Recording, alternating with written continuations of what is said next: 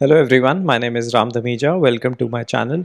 Today is 22nd of January and it has been a very eventful day, especially for the precious metals and that too specifically for India. So what happened overnight was there were two or three things. One is the speech by Mr. Trump at Davos, Greenland. So on Greenland, so what he basically said is that he's ruling out military option against Greenland, and he's also waiving off the extra tariff threat that was there on Europe of the additional 10 and 25%.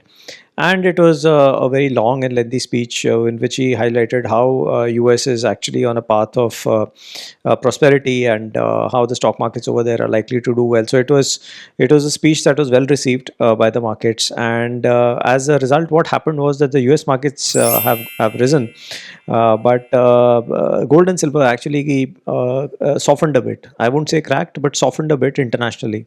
So what we saw was that gold from about 48.80 high that made in dollars cracked to about 47.90 odd. So it wasn't a very big crack. It was about 1.5-2% crack. But what happened in the Indian markets today was quite spectacular. So the open was still okay, but immediately after open, gold and silver started to fall. And by what I mean gold and silver is the gold ETFs and the silver ETFs started to fall dramatically. At one point in time, silver ETFs were down 20% and gold ETFs were down more than 10%. It was quite dramatic because yesterday what had happened was that there was a premium that had come in both gold and silver ETFs, and I had mentioned about it. I had made a video yesterday stating that there was a distortion in the price of ETFs, and it was not in sync with the actual price that should be there. So yesterday, if you see, all the gold ETFs actually closed at 7-8% higher, and it was basically this correction that was playing itself out. So today, all of them actually cracked between 7 to 10% at one point in time, though later they recovered. But silver ETFs were even more volatile. So silver ETFs actually cracked 20%, and from then that 20% they started recovering a bit, and finally they are closing at about whatever -8, 9, 10%, depending on what kind of ETFs that is there, which is still a lot, but it is not distorted completely now, because silver corrected a bit. Silver corrected from 95 to 92, so that's about 3-4%. Add to it a currency depreciation, etc. So there are a lot of factors at play to determine the right price, but sufficient to say that silver ETFs corrected a lot. They corrected more than their fair share, and we have seen this movement in silver. In fact, I had talked about it in my yesterday's video also, that similar movement had happened in October, but on the other side. So what had happened was, in October, when price of silver was surging up, the moment it crossed $50, then all the ETFs went into a premium of anywhere between 10 to 30% premium. And when the price corrected from $54 to $48, all these ETFs actually went into a discount. So it has been going on for some time, and after October, now this is January, it has happened again. And anyone who is caught at the end, buying, let's say, ETFs at a premium, suffers hugely, because what happens is that you are paying more than the fair price at that point in time, and when the correction happens, you are actually you will receive even lesser than your fair price.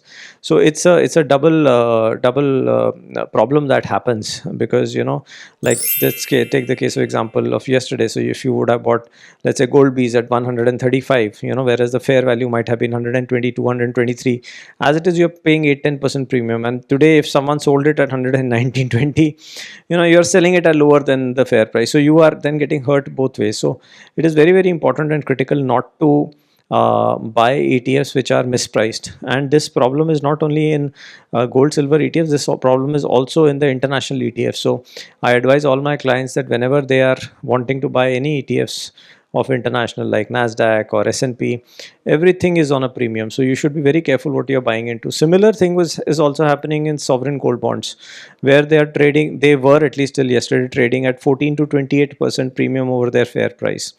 So it's a quite a see, for a normal person, it is very difficult, unless you are in the markets and tracking all these things, to understand how to check the fair price. What is iNAV? So there is a concept called as iNAV, which a lot of you might be aware of, which basically tells this is the fair price of this ETF.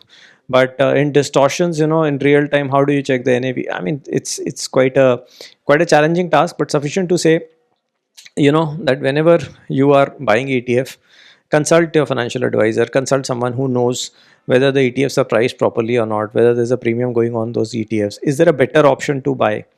Right, because let's say if ETFs are for example, the international ETFs are priced highly, then is there an option in mutual funds to buy a similar index? So if that exists, then you at least will not pay the premium, and that is where the help of a financial advisor, your mutual fund distributor, comes into the picture. And that is where you can seek their guidance and help. And I am also a mutual fund distributor, so if anyone is interested in making their portfolio, they can contact me through the Google form in the description below, and I'll be more than happy to help you prepare a good robust mutual fund portfolio. So let us begin today's video. There is lots to discuss.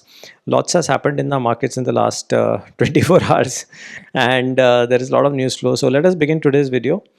Let us first start off with this is the gold chart in dollar terms. So there is nothing peculiar about it except for the fact that it kind of went down a bit. It made a high at 48.84, and today it just went down a bit based on Mr. Trump's speech. So there's nothing spectacular about it which should have led to something like this. Now these are the charts of gold futures, which is gold petals, and the gold ETF. So in the red you are seeing the gold ETF, and in the blue you're seeing the gold future. So what you're seeing over here is the distortion.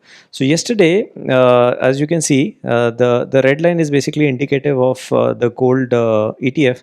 So ETFs were kind of in sync. If you see, they've been in sync for many days, but after that there was yesterday, as you can see, the ETFs actually went into a premium. So ETF went up, whereas the futures were not so up. And this is, mind you, futures, because the future prices also are distorted a little bit. But even with regards to that, the ETF prices went up, and today when the future prices are down, the ETF prices are much more down, right? So you can see that the distortion is there on the other side. Similar is the case with silver. If you see this red line over there, this is the ETF line, and the blue line is the silver futures line. So they have been moving in sync. If you see over here, December, they were moving in sync, a little bit up and down. But today, as you can see, when it broke down, when silver ETFs went down 20%, they are distorted. So futures is down, let's say 70%, and these 70% up, whereas ETF is up 62%. So there's a 8% distortion that crept in at some point in time. Now if you change the time frame, this changes. This graph changes. Let's say if you change the time frame for the last 2-3 days, then you will see that the distortion is slightly less. So they are more or less in sync. But the whole point is, at one point in time today, the silver ETFs were much lower than their fair price. Trump's Greenland tariff U-turn, basically this is what actually led to this whole sell-off in precious metals and the rally in.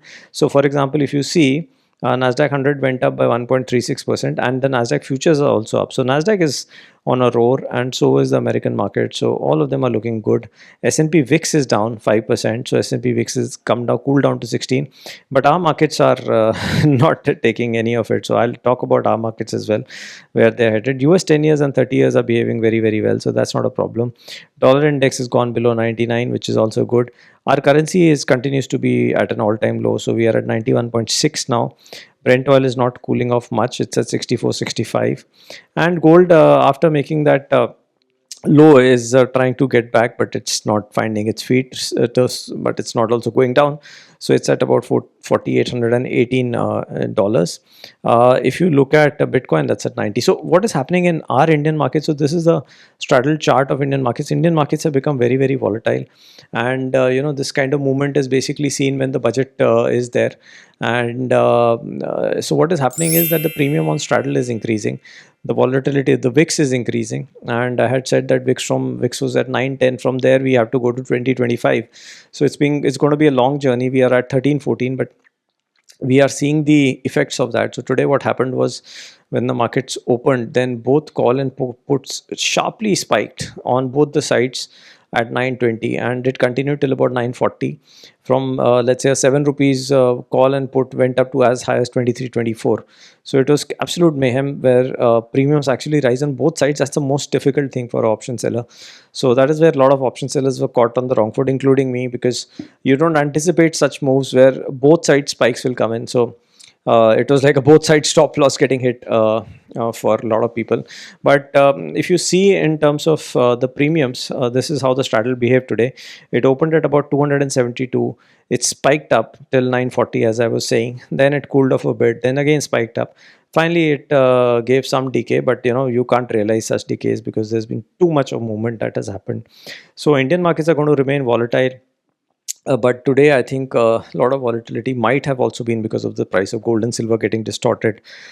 And frankly, such movements are not good because 10% up, 10% down on gold, silver, it creates a lot of unnecessary confusion in the minds of investors, and fear also that how to trade this, whether I'm buying at the right price or not, and so on and so forth. So it's not very good, it's not very pleasant, but sufficient to say, if anyone was smart enough to pick up this, then they could have benefited from the price drop that happened in the ETFs today.